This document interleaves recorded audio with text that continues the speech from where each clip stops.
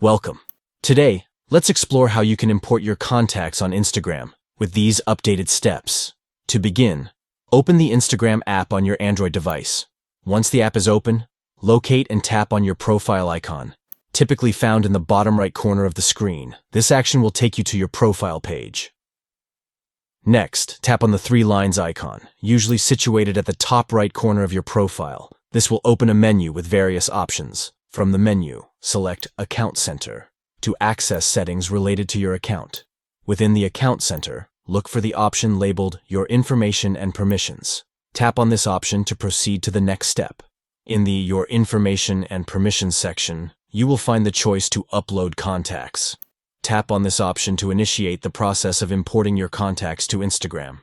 To enable the contact import feature, turn on Connect Contacts by toggling the switch to the on position. This action will allow Instagram to access and import your contacts to enhance your social networking experience. By following these steps, you can seamlessly import your contacts to Instagram, making it easier to connect and interact with friends and acquaintances. Thank you for watching, and we hope this guide helps you in successfully importing your contacts on Instagram. Stay connected and engage with your contacts through this simple process.